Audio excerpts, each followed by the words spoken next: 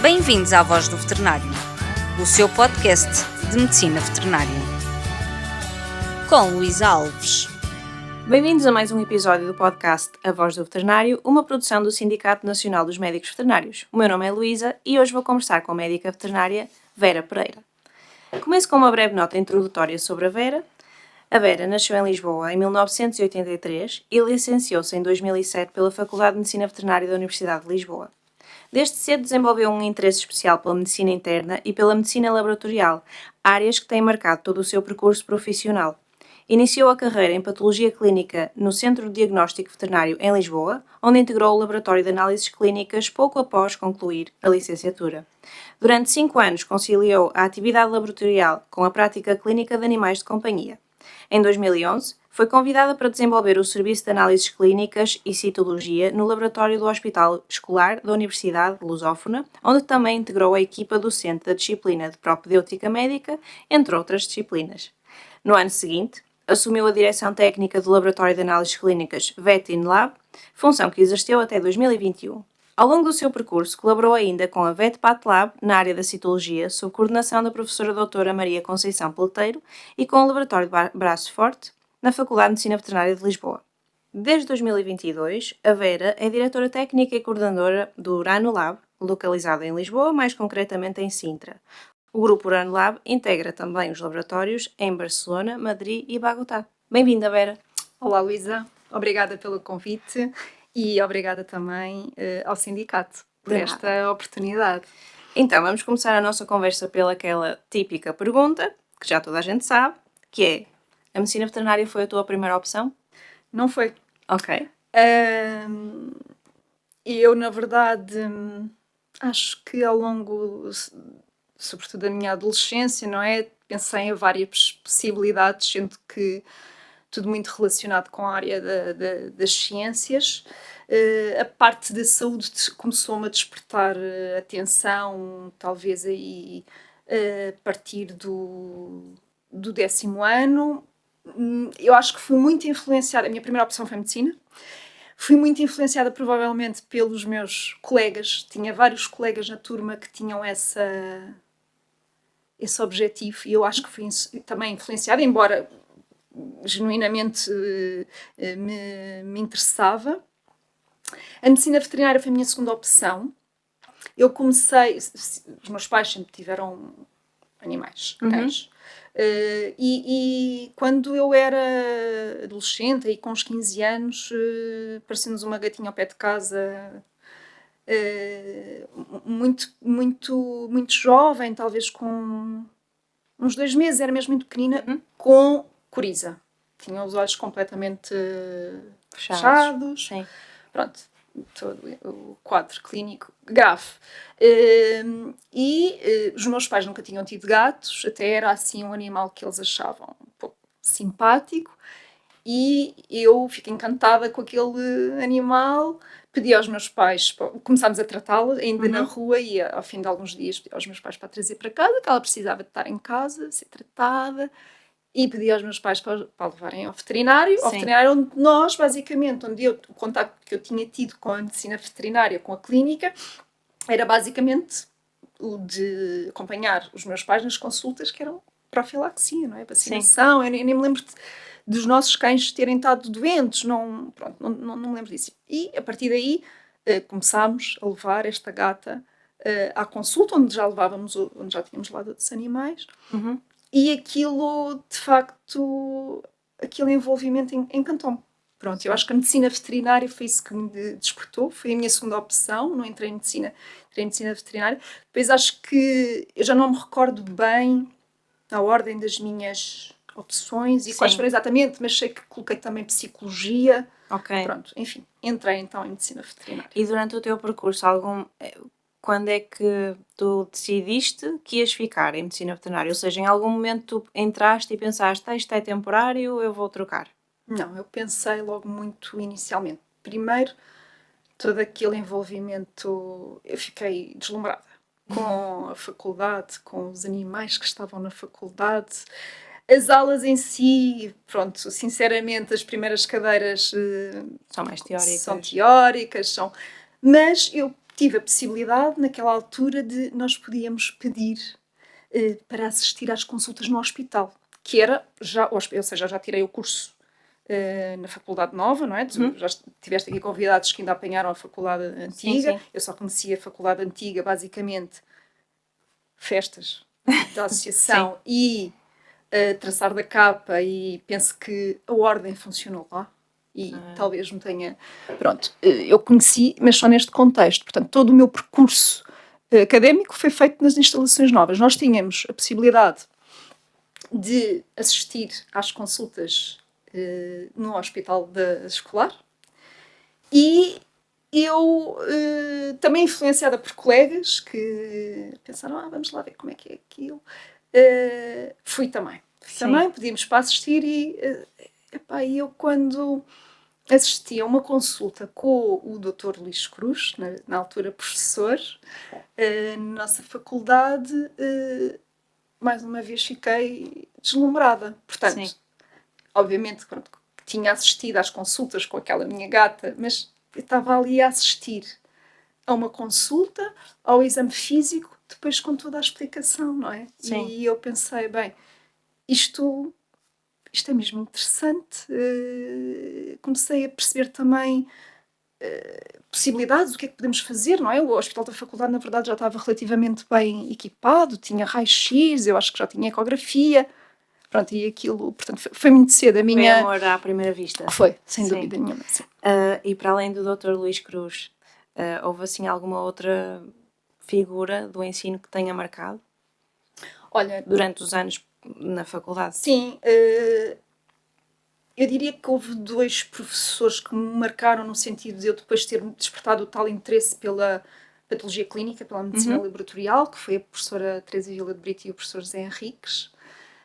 Depois, professores que me marcaram talvez pela energia, pela boa disposição, como o professor Faísca na anatomia, que era assim um bocado intimidante, mas ao mesmo tempo as aulas eram muito entusiasmantes, apesar de eu não gostar propriamente da anatomia, mas conseguia transmitir entusiasmo. Era muito, muito engraçado. Depois, um professor, foi o primeiro ano que este professor, que eu considero um dos melhores professores da Faculdade de Medicina Veterinária de Lisboa, o primeiro ano que deu aulas foi ao meu ano, o terceiro ano em Anatomia Patológica, o Pissarra, que eu nem trato por professor, como vejo. Sim. E depois, mais tarde, colegas que neste momento são professores, mas na verdade na altura nem, a maior parte deles não era, que foram aqueles que me acompanharam no estágio. Porque eu fiz os meus estágios curriculares, eu fiz parte no laboratório Braço Forte da faculdade e parte no hospital escolar. Ok. Um deles era efetivamente professor, que juntamente com a professora Rodeia, o Nuno Félix, neste momento já, eu penso que ele não exerce medicina veterinária, é médico, e tanto as aulas teóricas como as aulas práticas, como depois a componente prática no hospital, eram incríveis.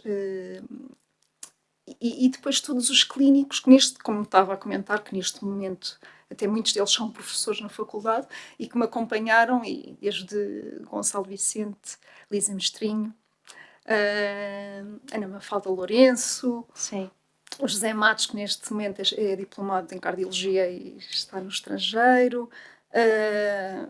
Pronto, todas estas pessoas me influenciaram. Não consigo encontrar uma que se destaque. Todas elas. E no laboratório, no laboratório Braço Forte, a Marta Costa, também diplomada, depois mais tarde viria a trabalhar com ela, que trabalha neste momento em Inglaterra. Sim. E chegamos aí à questão, medicina laboratorial, surgiu só no momento do teu estágio ou quando é que essa paixão aparece? Apareceu basicamente devido ao meu contacto com a disciplina de propedêutica médica, na altura se chamava-se Semiologia Médica. Exato. Em que, sobretudo na componente prática, nós abordávamos alguns exames básicos complementares de diagnóstico.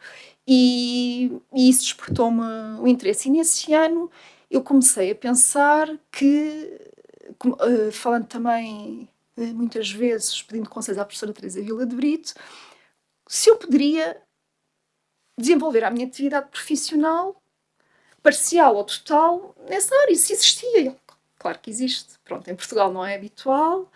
No laboratório o Braço Forte, na altura, já existia, no meu terceiro ano da licenciatura, um colega, o Pedro Serra, que também neste momento trabalha em Portugal, em Inglaterra, que já desenvolvia atividade exclusivamente laboratorial, mas de facto não era habitual no nosso país, mas que eu, se tivesse interesse, seria obviamente uma oportunidade. Surgiu aí esse bichinho. Surgiu aí. Sim. Mas em algum momento isso foi um escape da clínica? Todo. Porque há o mito de, ok, não gosto de lidar com pessoas, vou tentar fugir, para o mito também de que não vou ter que lidar com pessoas em laboratório. Sim. Eu acho que isso não é um mito, é uma realidade para muitas pessoas. Sim, mas ainda assim tens que lidar com os colegas, ou seja... Sim, pronto, é dois mitos. O que eu digo que não é um mito é, de facto, verem colegas que, estando por várias razões descontentes com a prática clínica, pensam no laboratório como um escape. Exato. Como, ok, eu no laboratório não vou ter que lidar com situações Y, X, Y. E em parte lidar com tutores, falar com tutores, e por mais aborrecido que aquilo até possa ser, eu tenho estas vantagens. Isso não é um mito, isso é realidade. Certo. Pronto.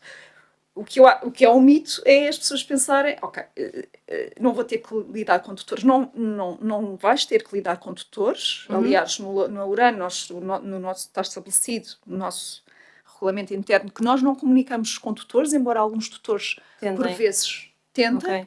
Nós comunicamos apenas com os clínicos, com os enfermeiros, auxiliares dos campos, que são nossos clientes. Mas tens que comunicar e tens de saber comunicar. Claro. Com os teus colegas veterinários, com enfermeiros e com auxiliares. Por vezes também não é fácil. Por vezes também não é fácil. Sim. Claro que eu tive alguma experiência em fazer clínica, a distância de um telefone, não é? Do contacto telefónico, dá-te, na minha opinião, dá-te uma certa segurança, não teres... Okay. É menos intimidante, talvez, sim. Não é? Embora exista quem não goste de falar ao telefone e prefira pessoalmente, mas sim. E embora também depois há outra vertente.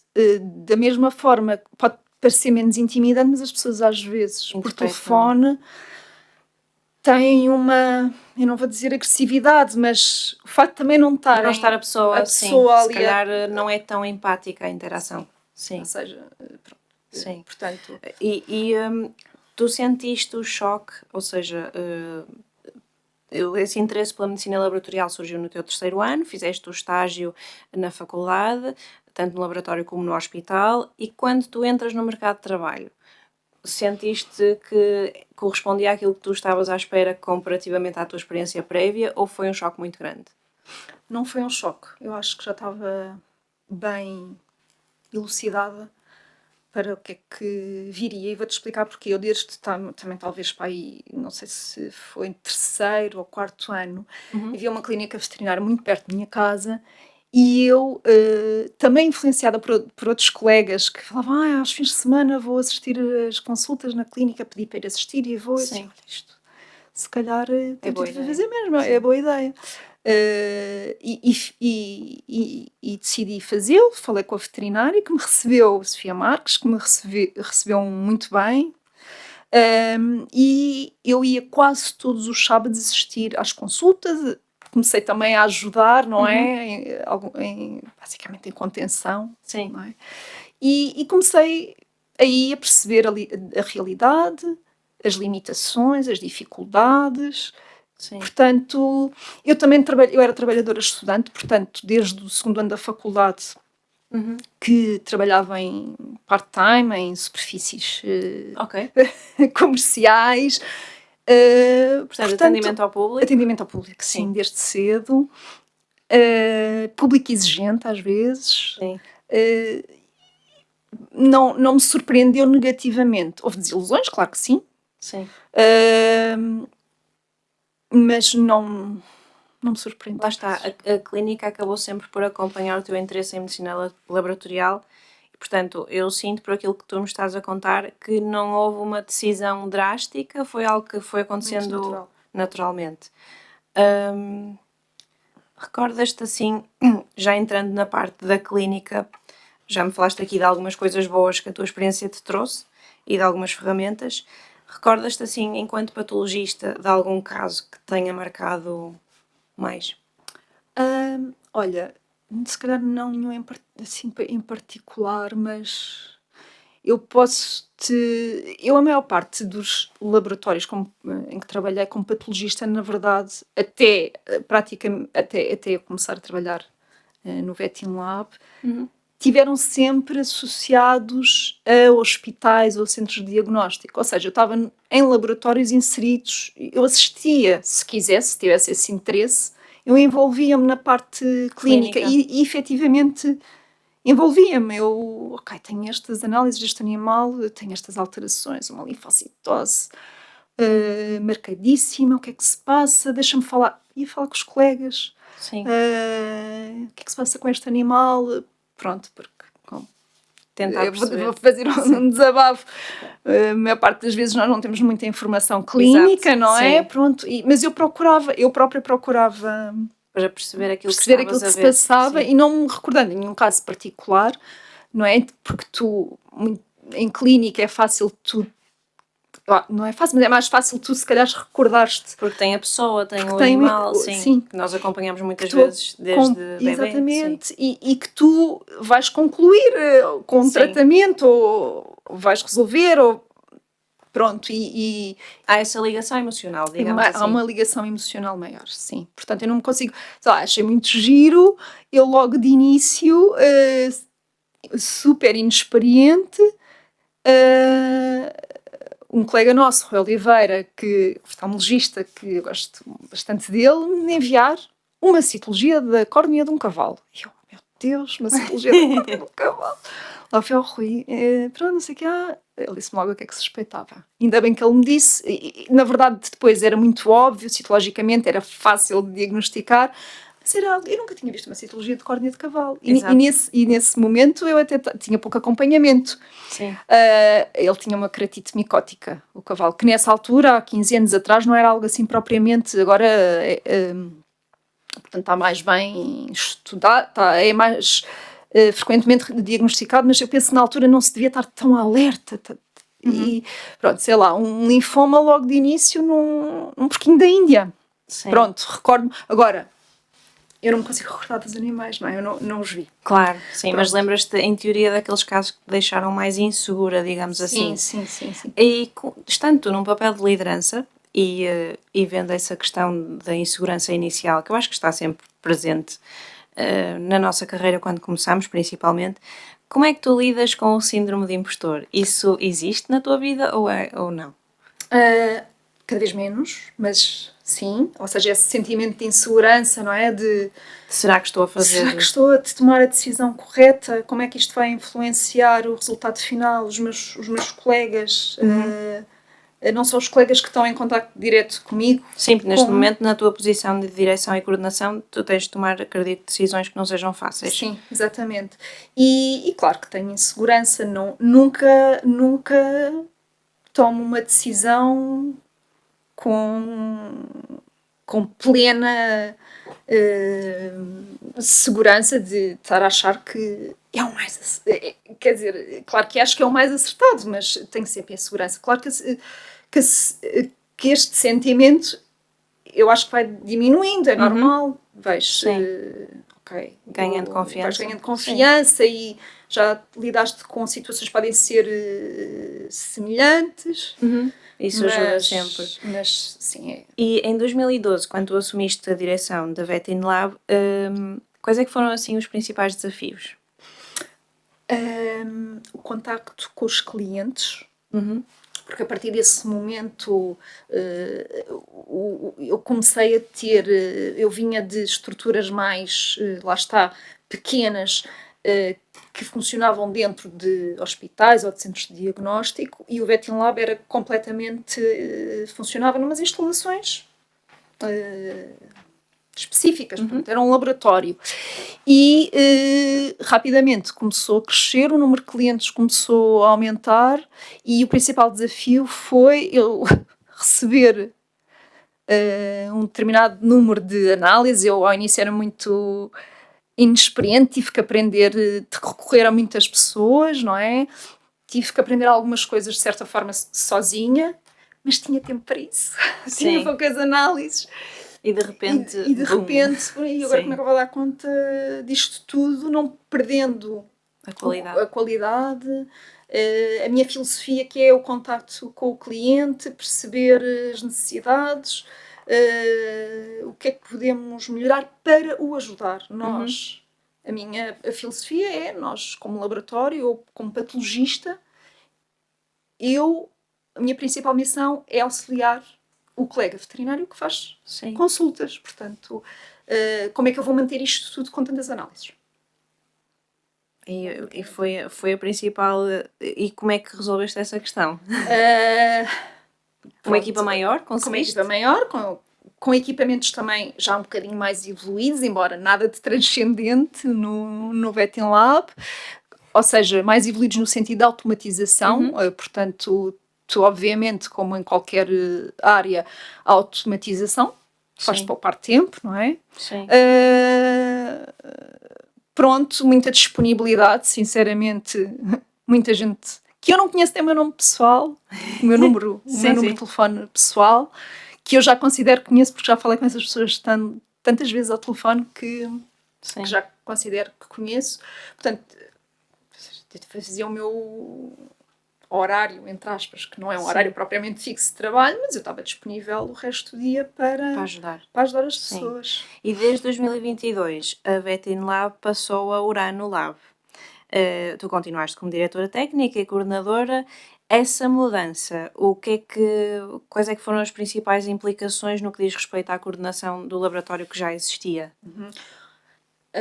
Determinados aspectos eram muito equivalentes.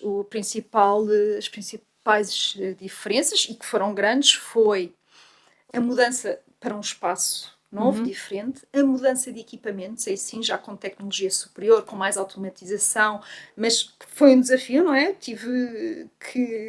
Eu e as minhas colegas tivemos que nos adaptar, e a Urano foi, nesse sentido, espetacular. Deu-nos um período de adaptação. Nós tivemos uma altura em que trabalhávamos com os equipamentos, tínhamos tudo num laboratório novo, os equipamentos antigos e os novos. Foram, não foi uma transição, efetivamente, suave. Deu-nos tempo para nos habituarmos àquelas diferenças. E depois ter também departamentos novos. Por exemplo, a biologia molecular, até à altura era algo que eu não tinha praticamente contacto. As análises eram essencialmente enviadas para laboratórios externos, e passei a ter um departamento de biologia molecular. Comecei a coordenar também algo que eu não tinha coordenado, porque o VetinLab não tinha esse departamento, que era a anatomia patológica. Portanto, comecei a coordenar uma equipa de patologistas, de técnicos de anatomia patológica. Pronto, e depois a diversidade como numa clínica, num centro de atendimento veterinário, de colaboradores que tens numa estrutura desta. Tens desde técnicos de anatomia patológica. Quantos é que vocês são neste momento? Consegues precisar? 22, 23. Sem pessoas. Logística? Pois, com logística talvez 25. 25 pessoas. Nós temos colaboradores em termos de logística, temos colaboradores do VetinLab, do Urano Lab, que vieram do VetinLab, são as mesmas pessoas, e subcontratamos empresas de logística, algumas delas trabalham praticamente em exclusivo com vocês, para nós. E neste momento, o que é aquilo que tu gostas mais do teu trabalho? É de fazer análises. Ou seja, voltamos à base. Mesmo. A parte da coordenação é desafiante, é estimulante. Eu gosto muito de lidar com os meus colegas, que são desde médicos veterinários, técnicos de análises clínicas, anatomia patológica, enfermeiros, veterinários, auxiliares, administrativos, estafetas, mas o que eu gosto mais é de fazer análises. Exato. Desde uma simples citologia de esfregaço de sangue, uma simples urianálise, até há Então, uma em modo zen, Sim. com as lâminas. Sim. Com as lâminas e com todo o contacto. Quando te digo que eu gosto de fazer uma urianálise, eu gosto efetivamente de todo o processo. Sim. Desde o início até à sua conclusão. Ao fim. E nestes anos, falaste aqui sobre esta transição para a Urano e a nova tecnologia. Qual é que foi aquele equipamento que foi mesmo game changer, digamos assim? Olha, talvez na hematologia um citómetro de fluxo, um equipamento baseado em citometria de fluxo, pronto, que é uma tecnologia já muito avançada para a identificação e a contagem de células. Pronto, e quando tinha um equipamento de hematologia muito simples, baseado em impedância, óptica, quando mudámos então para a Urano, tivemos essa mudança de equipamento, uma tecnologia fantástica.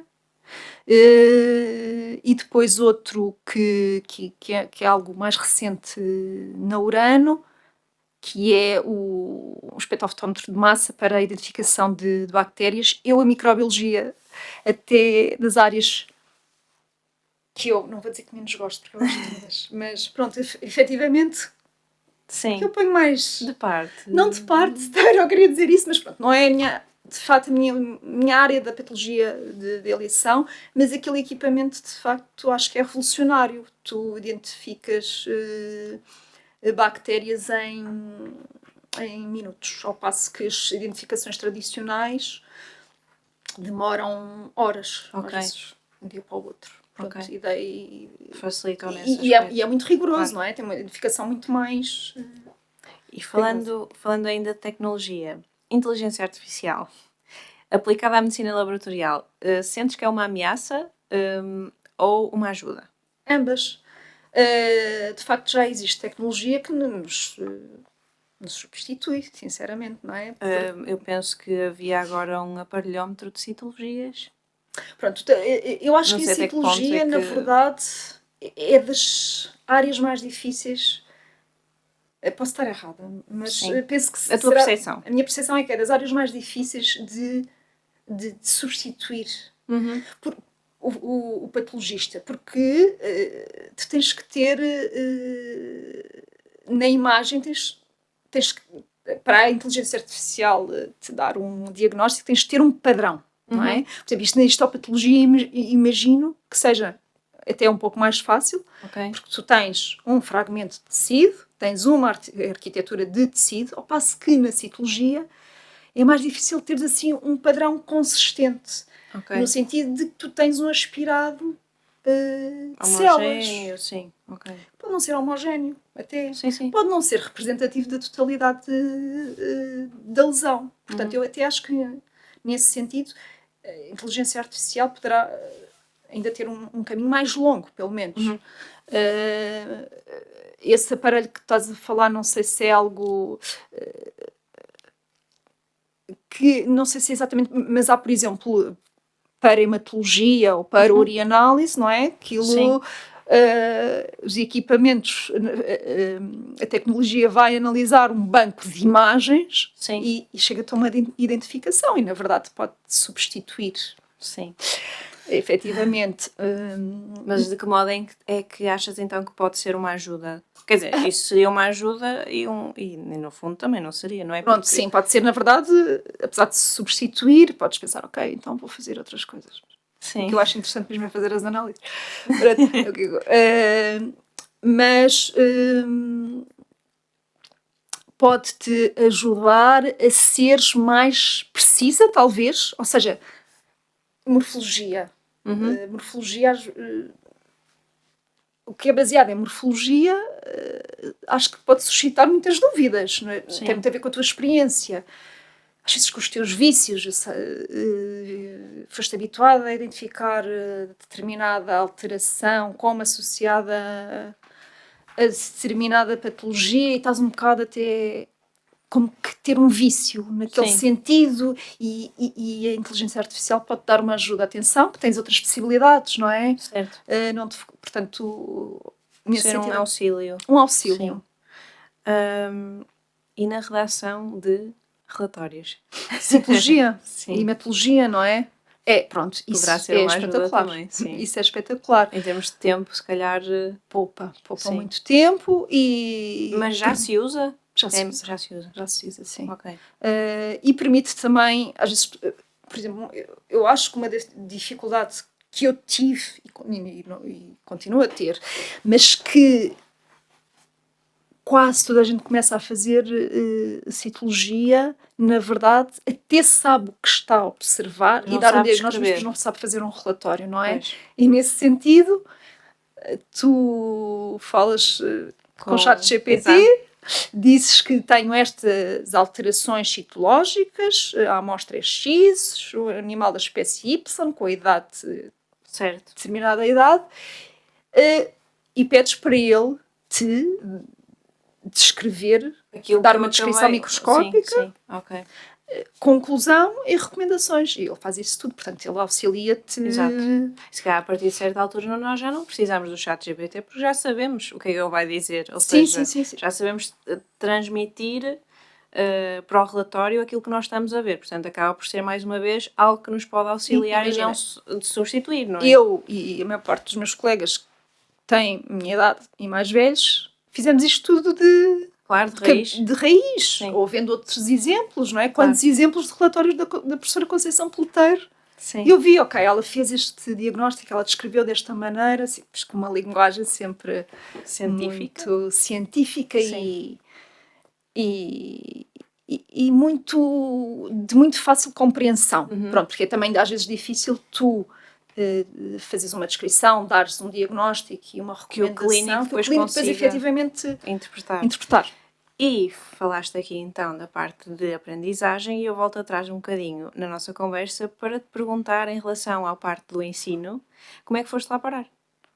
Olha, na verdade foi um bocado... Eu quando fui para a Universidade Lusófona, o objetivo, o convite foi no sentido de ir trabalhar e desenvolver um laboratório que já estava montado, um laboratório de análises clínicas, mas que não tinha nenhuma pessoa dedicada, ou seja, basicamente o que acontecia era os clínicos precisavam de análises no decurso da consulta ou posteriormente à consulta, dirigiam-se ao laboratório, faziam a análise e apresentavam os resultados a um tutor e queria-se desenvolver um serviço interno do laboratório em que houvesse com uma estrutura, que houvesse uma pessoa dedicada à realização das análises e desenvolver até oferecer outros serviços, além daqueles que já estavam disponíveis. Fui convidada, aceitei esse desafio e, simultaneamente, foi-me proposto dar algumas aulas práticas para a pediátrica médica, as laboratoriais. Sim. Porque havia um colega que tinha saído há pouco tempo e era preciso um apoio. Portanto, na verdade, aquilo de docência foi um bocadinho uma consequência de eu ir participar. Mas gostaste dessa experiência?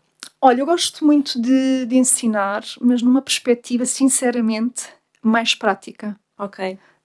A parte teórica era difícil? Sim, porque mesmo as aulas práticas têm sempre uma componente teórica. Sim. E depois todo o envolvimento, as aulas práticas eram interessantes, claro que sim, ensinar, ver as dúvidas das pessoas, não é? Mas depois tinha aquele todo envolvimento dos exames, da sua correção, de assistir aos exames e que não te fascinou. Não me fascinou, Sim. Pronto, mas foi uma experiência incrível, eu aprendi imenso, sempre, pronto, lá está, da fisiopatologia, muitas coisas... Tiveste que ir, se calhar, recordar. Sim, por causa desta participação. E, portanto, como última pergunta, para aqueles que estão agora a tirar o curso ou a começar na medicina veterinária e querem explorar mais a questão da medicina de laboratorial, para onde é que tu recomendas que comecem? Eu acho que fazer um estágio para os que estão a terminar o curso, não é? Ainda não decidiram onde vão fazer o seu estágio curricular, talvez tentar escolher um CAMV que tenha já um laboratório interno e que possam participar, de certa forma, mostrar interesse em participar na atividade do laboratório, porque um patologista, eu tenho colegas que trabalharam comigo em laboratório e que neste momento são os responsáveis do laboratório de um hospital e trabalham exclusivamente no laboratório do hospital. Portanto, tu tens também esta possibilidade de trabalhares efetivamente num laboratório de referência ou num laboratório de um hospital, não é? E tentarem participar no seu estágio curricular, fazer parte, talvez, eu acho que a clínica é muito importante mesmo para depois quem quer enverdar pela patologia clínica, assistir a consultas e fazer consultas de primeira opinião, acho que é importante, pelo menos assistir, portanto, as coisas estão muito interligadas, tentar fazer parte do estágio, talvez. Não? Portanto, consideras que para tornares uma boa patologista à parte clínica é muito essencial. importante, sim. Sim. Tu vais ter que relacionar os resultados num contexto clínico. E para quem já está na clínica, mas quer mudar? Sim. Depende do motivo. Exato. Quer mudar, não é? Se genuinamente acha que tem um interesse por laboratório, tentem perceber primeiro, pedindo. Neste momento eu nem sou muito bom exemplo para falar, para dar este conselho, porque na Urano nós temos estagiários, temos técnicos de análises clínicas, de anatomia patológica estagiários, depois tenho, às vezes, também estudantes de medicina veterinária. Eu tenho pouca disponibilidade para receber estagiários, mas o que eu ia aconselhar é essa pessoa tentar pedir um estágio para assistir e para realmente perceber a dinâmica. Sim. Não é? Sim. Acho que podia ser interessante. Podia ser interessante por aí, depois fazer algumas formações, há muitas formações online hoje em dia, presenciais há menos. Sim. Há algumas, acho que há sobretudo na área da citologia, mas depois toda a restante patologia é mais reduzida a oferta. Em termos práticos. Ok. Vamos agora interromper para a nossa rubrica Isto ou Aquilo.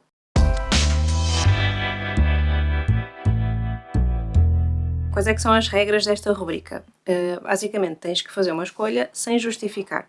São poucas perguntas e eu vou começar. Estás pronta? Sim, claro. Café ou chá? Café. Neutrofilia ou neutrofilia? Neutrofilia. Praia ou piscina? Praia. Açores ou Madeira? Madeira. Agulha laranja ou agulha azul? Azul. Colher sangue a um cão ou um gato? Um gato. Hemólise ou lipémia? Lipémia. 70% álcool ou 90% álcool? 70. 50 e-mails por responder ou 50 lâminas por interpretar? 50 lâminas por interpretar. Pronto, foi fácil.